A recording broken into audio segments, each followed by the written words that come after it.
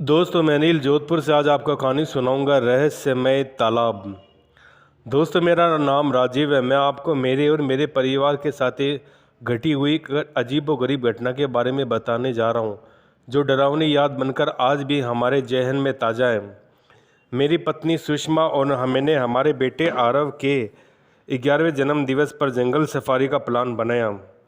मैंने बर्थडे के एक दिन पहले जंगल सफारी के लिए गाड़ी बुक करवाई। अगली सुबह हम तीनों नेशनल पार्क के गेट के सामने जल्दी जल्दी पहुंच गए। वहां पता चला कि हमने जो ड्राइवर हायर किया था वो आज काम पर नहीं आया, तो गाड़ी मुझे ही चलानी पड़ी। अंदर जाने से पहले फॉरेस्ट ऑफिसर ने मुझे हिदायत दी कि आप जंगल में ज़्यादा भीतर तक नहीं जा सकते और याद से 5 बजे तक जंगल से बाहर निकल आना। कुछ भी हो जाए, जंगल के तालाब के पास बिल्कुल भी आपको नहीं जाना है। कुछ दिनों से वहाँ पर लोगों ने भूतिया घटनाएं अनुभव की। उसके बाद हमने जंगल में प्रवेश किया। जंगल सच में काफ़ी हसीन था। सुंदर सुंदर फूलों की वादियाँ, रंग बिरंगी पक्षी, कुदरत का यह नज़ारा देखकर मन की सारी थकावट दूर हो गई थी। मन जैसे तनाव मुक्त हो गया। काफ़ी देर से हम जंगल में घूम रहे थे। हमारे अलावा वहाँ और भी परिवार जंगल घूमने आए थे। हम 3 से 4 घंटे जंगल में अलग अलग जगह गए, जानवर पक्षी देखने के लिए घूमते रहे। फिर मुझे उस फॉरेस्ट ऑफिसर की कई बात याद आई कि तालाब के पास जाना मना है, जो वहाँ से कुछ ही दूरी पर था। मैं और मेरी बीवी पेशे से साइंटिस्ट, इसलिए भूत प्रेत आत्मा इन सब पर विश्वास नहीं करते। पर आगे जाकर जो घटना हमारे साथ हुई, उसके बाद हमारे विचार पूरी तरह से बदल गए। मैंने गाड़ी तालाब की दिशा में घुमाई। तकरीबन 1 घंटा गाड़ी चलाने के बाद हम तालाब के पास पहुंच गए।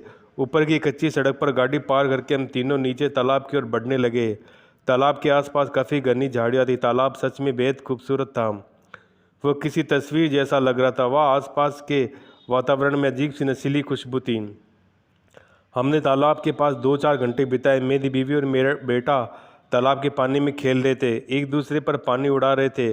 सुषमा ने कहा, राजीव तुम कुछ बोलते क्यों नहीं, आओ ना हमारे साथ पानी में एंजॉय करो। पर मेरा ध्यान कहीं और था। मैं एक बात निरीक्षण कर रहा था। हम लोग इतनी देर से वहाँ पर थे, अभी तक वहाँ एक भी जिंदा मछली तालाब के किनारे के आसपास नहीं दिखी, न ही कि कोई पक्षी पानी पीने आया। फिर मैंने उस बातों को नज़रअंदाज किया। पानी में परिवार के साथ खेलने लगा। पानी में खेलते खेलते किनारे से स्विमिंग करते हुए मैं थोड़ा गहरे पानी में गया। वह पानी के अंदर मुझे जो कुछ दिखाई दिया उसके बारे में मैंने सुषमा आरव को नहीं बताया।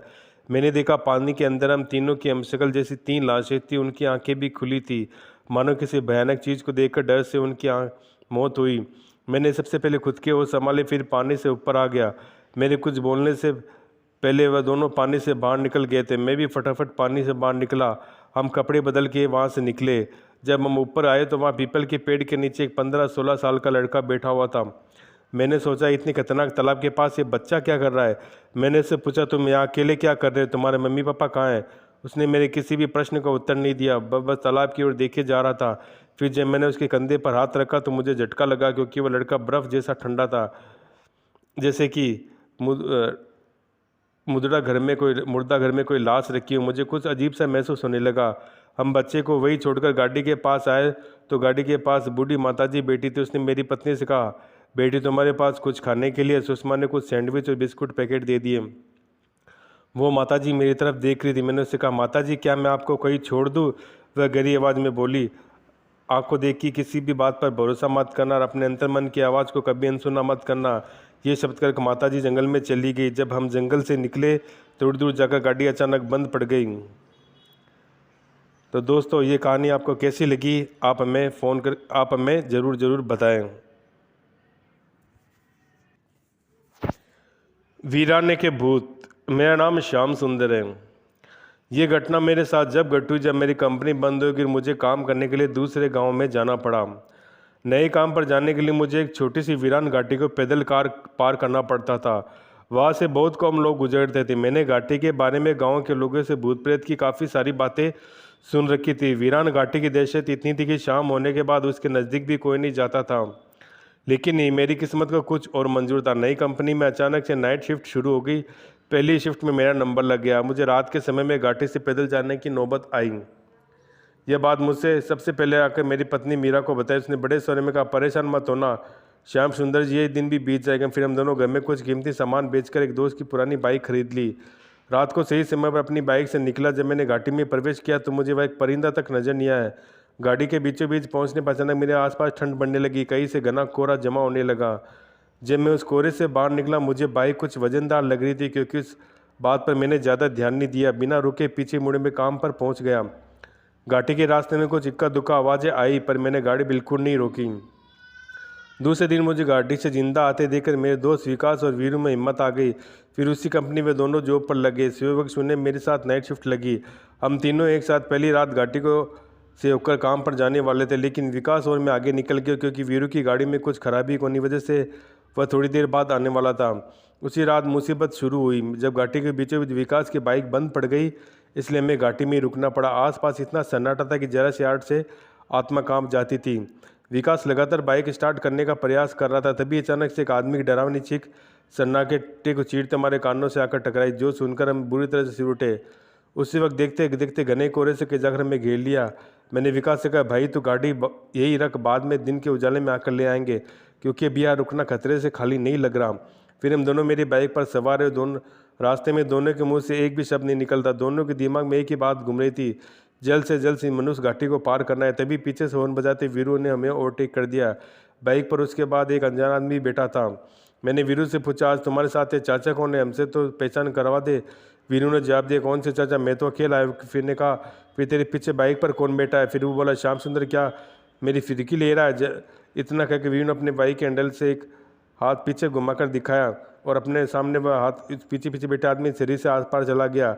अनजान आदमी हमारी तरफ देखकर मुस्कुराने लगा। वह भूतिया नजर देखकर विकास और मेरे हाथ पे ठंडे पड़ गए। हम दोनों कुछ भी बोल नहीं पा रहे थे, आवाज़ गले में अटक गई।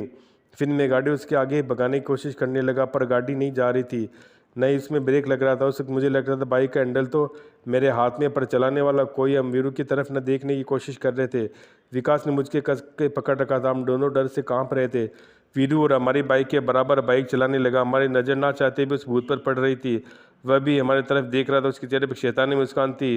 वह बस हमारी तरफ देख के हम मुस्कुरा रहा था। आगे के रास्ते में बहुत घना कोहरा फैला हुआ था। तभी वीरू को अचानक से कुछ हुआ, स्पीड में कोहरे में घुस गया। बाद में हम भी घुस गए। कोहरा जब समाप्त हुआ तब वीरू की बाइक हमारे आगे थी, पर उसकी पिछली सीट पर भूत नहीं था। हम देखकर उसमें जरा सी राहत मिली। घाटी अब खत्म होने वाली थी। जब हमारी बाइक वीरू के नज़दीक पहुंची तो उनसे सब कुछ बताने वाले थे। उससे पीछे वीरू बोला, अब तुम दोनों बताओ, कोहरे में से चाचा को उठा लाए हो, ट्रिपल सीट वाली बाइक नहीं चलानी चाहिए, मालूम नहीं कि तुमको। वीरू के मुंह से बात सुनकर मेरे पीछे बैठे विकास ने बाइक की सीट गीली कर दी। डर के मारे मैंने बाइक से नियंत्रण खो दिया। इसी वजह से मेरी गाड़ी रोड साइड पर दलदल में घुस गई। वीरू ने हमें पास वाली कंपनी के हॉस्पिटल में पहुंचाया। हम दोनों काफ़ी चोट लगी, लेकिन हाथ और पैर सिर सलामत है। बाइक दलदल में घुसने की वजह से हम बच गए, पर वीरू हैरत में जरूर था कि आखिर उस समय क्या हुआ। तो दोस्तों, ये थी हमारी आज की कहानी। पसंद लगता है आपको पसंद आई होगी। आप अगर हमें अपनी कहानी भेजना चाहते हो तो मेरे इंस्टाग्राम आईडी पर भेज सकते हैं। मेरा इंस्टाग्राम आईडी है अनिल सारस्वत 2021।